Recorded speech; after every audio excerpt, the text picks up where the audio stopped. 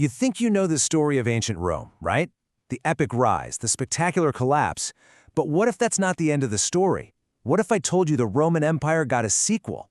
A second act that lasted for another 1,000 years and is still shaping our world in ways you probably don't even realize. All right, let's dive into this incredible hidden history. Okay, so let's start with the story we all kind of know. If you ever sat through a history class, you probably had the year 476 CE drilled into your head. That was it, right? The end of the line for the Roman Empire. And, for the western half of the empire, that's pretty much on the money. The city of Rome was conquered, and Europe kind of fractured into all these different kingdoms. It got pretty chaotic, which is why people sometimes call this the Dark Ages. But that is literally only half the story. So what if the fall of Rome in 476 wasn't the final curtain? What if it was really just an intermission? That's the huge question we're looking at, because the Roman Empire didn't really die, it just moved house.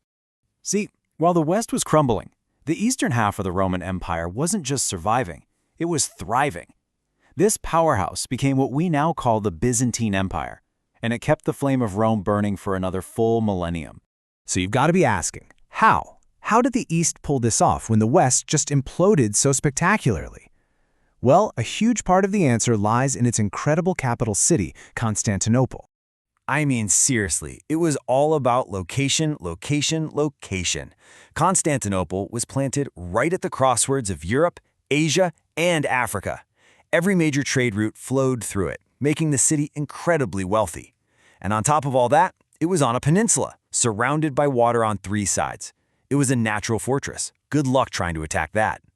So with all that security and all that cash, the Byzantine Empire basically became a beacon of civilization. While Western Europe was frankly losing a lot of its classical heritage, scholars in Constantinople were busy acting like cultural librarians, preserving all the great works of Greek and Roman philosophy, medicine, law, you name it. And if you really want to understand the peak of this empire's power and ambition, you have to talk about one man, the Emperor Justinian.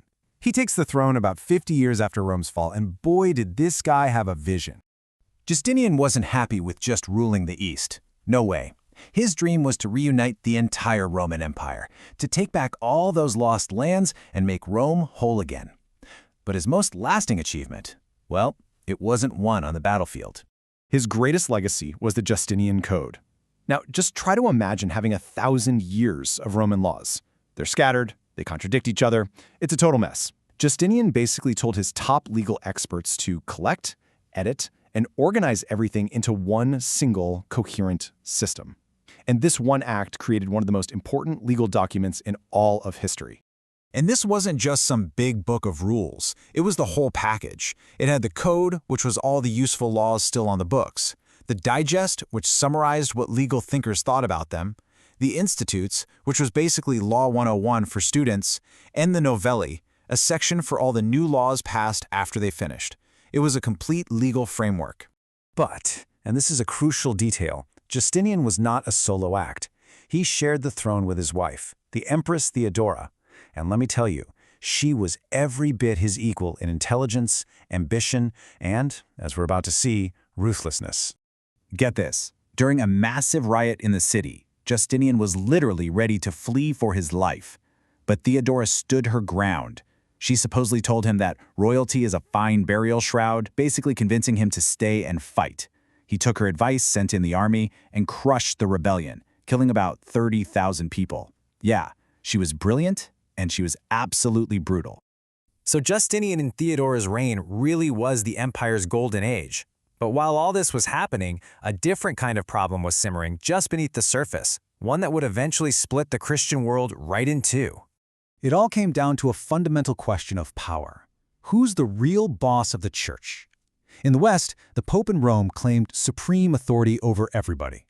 But in the East, the Byzantine emperor believed he had the final say over the top church official, the Patriarch of Constantinople. They couldn't both be right.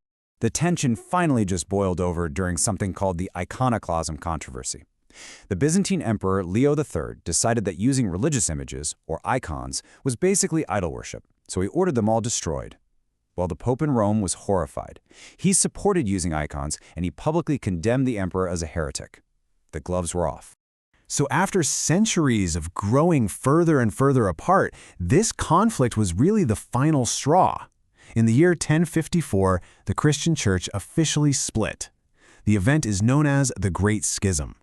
And this created divisions that have lasted ever since. In the West, you get the Roman Catholic Church, led by the Pope, with services in Latin. In the East, you get the Eastern Orthodox Church, led by a patriarch, using Greek and allowing priests to marry. These two branches of Christianity are still separate to this day. Okay, so after 1,000 years of glory, power, and this massive division, what did this Second Roman Empire leave behind for us? Well, its legacy is just immense. The city of Constantinople finally fell to invaders in 1453, and that was the official end of the Roman Empire, for good this time. But even though the empire itself was gone, its ideas and its culture, they definitely were not. Just think about it. The Byzantines were basically a shield for Europe and a library for the world. They preserved all that ancient knowledge that would later fuel the Renaissance. Their legal code is baked into the DNA of so many of our legal systems today. And that religious split? It literally defined the cultural map of Europe and beyond.